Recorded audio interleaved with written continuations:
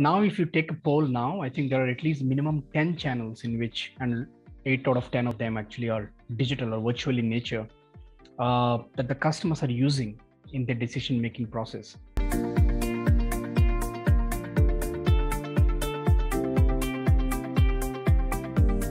From your experience, while leading marketing for global brands like Vodafone, Microland, Deloitte, and more, how important is marketing automation for an organization to scale?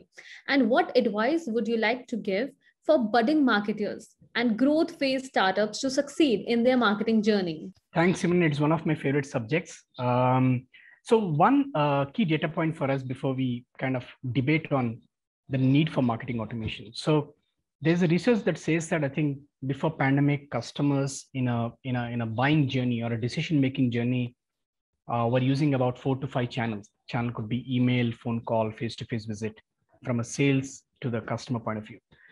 But now if you take a poll now, I think there are at least minimum 10 channels in which, and 8 out of 10 of them actually are digital or virtual in nature, that the customers are using in their decision-making process.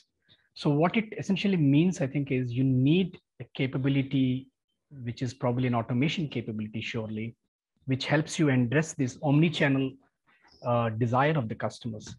Not just creating awareness from a beautifully designed campaigns, which you kind of use the marketing automation as a tool for, but even inducing purchases on the e-commerce. For example, I think today, some of the B2B journeys have got completely digitalized end-to-end. So you're not just looking at information-oriented communication or engagement, but actually inducing transactions. That's where I think truly the power of marketing automation lies, more than before. Earlier, 4 years ago, when I was building a use case for marketing automation investment, largely it was email. Can I justify the kind of engagement, and what is the return on marketing investment? But today, when we are really looking at it from a tool upgrade or a refresh point of view, the use case is far richer and wider. Not just marketing, but customer service, value management teams, sales can use it. So the power of the tool, I think now is it gives you scale. Second, you can tie in the omni-channel experiences. You're doing a campaign on social. How do you kind of automate the whole stuff using marketing automation? So I think it's a question of being able to put the right business case is what probably stopping for some of the enterprises to adopt marketing automation. Otherwise, the case is pretty evident to me, if you ask me. Right now, coming to your second part, what would be advice for some of the budding marketers and startups? To be honest, I think we learn a lot from them, because I think they are the new age marketers, breaking barriers and experimenting a lot more.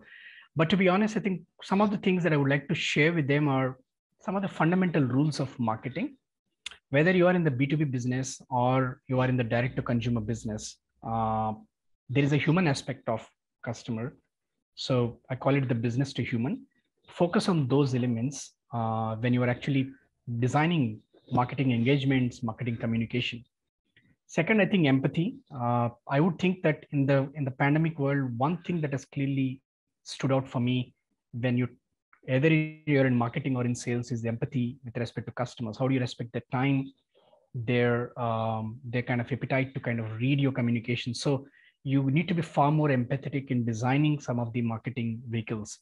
So I think these fundamentals, if they're taken care, I would really envy some of the new age marketers who are entering the profession, because the channels to reach customers and engage with them are far richer than before. So I think there's a vast canvas, and digital marketing as a play has really come to be established in India. Just a data point, I think when you look at advertising spends in India, 30% of them are actually digital advertising. And it has replaced print as the number 2 medium, and the first one being TV. So tremendous opportunity in the digital advertising / digital marketing space. Last thing from a people and a skilling point of view, I think is build the skill of digital marketing in-house, invest in reskilling and upskilling your teams and yourself, because that pretty much is going to hold you good in the future.